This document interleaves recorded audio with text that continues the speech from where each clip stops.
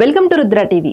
సాధారణంగా ఆలయాల్లో ఫోటోలు వీడియోలు తీయడాన్ని ఆలయ అధికారులు మరియు ఆలయ సిబ్బంది అనుమతించరు. అలాగే కాళేశ్వర ఆలయంలోనూ ఫోటోలు వీడియోలు తీయడానికి అనుమతి లేదు. ఈ విషయంలో తెలంగాణకు చెందిన ప్రముఖ సింగర్ మధుప్రియ వివాదంలో చిక్కుకున్నారు.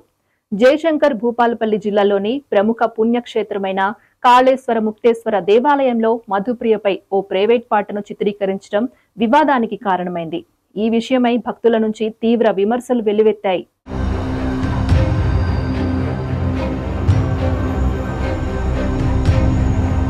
మధుప్రియతో పాటు పాట చిత్రీకరించే బృందం ఏకంగా గర్భగుడిలోకి వెళ్లి పాటను చిత్రీకరించినట్లు ఆరోపణలు వినిపిస్తున్నాయి. దేవాలయంలో ఫోటోలు తీయడానికి అనుమతి లేనప్పుడు మధుప్రియ గర్భగుడిలోకి ఎలా వెళ్లిందని భక్తులు ఆలయ సిబ్బందిని ప్రశ్నిస్తున్నారు. భక్తుల మనోభావాలను మధుప్రియతో పాటు ఆలయ అధికారులు దెబ్బతీశారని భక్తులు ఆగ్రహం వ్యక్తం చేశారు. అయితే మధుప్రియతో పాట చిత్రీకరించిన బృందం తెలంగాణ రాష్ట్ర దేవాదాయ శాఖ అనుమతితోనే ఆలయంలో పాట చిత్రీకరించారని కొంతమంది అంటుండగా, స్థానికంగా ఉండే ఆలయ సిబ్బందిని ఒప్పించి పాట చిత్రీకరించారని మరికొందరు అంటున్నారు. ఆలయంలో భక్తులు ఫోటోలు తీస్తేనే అడ్డుకునే సిబ్బంది మధుప్రియ పాట చిత్రీకరించేందుకు ఎలా అనుమతిచ్చారనే ప్రశ్నలు ఇప్పుడు భక్తుల్లో వ్యక్తం చేస్తున్నారు.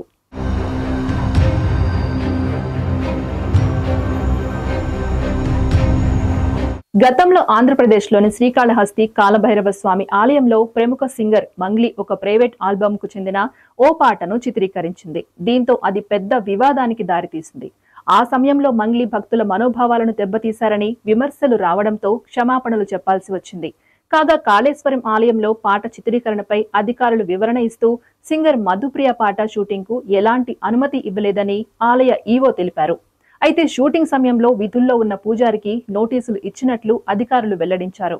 మధుప్రియ ఎవరి అనుమతితో పాట చిత్రీకరించిందనే అంశంపై విచారణకు ఆదేశించామని, త్వరలోనే పూర్తి వివరాలు వెల్లడిస్తామని అధికారులు తెలియజేశారు. ఇది ఇవాల్టి అప్డేట్.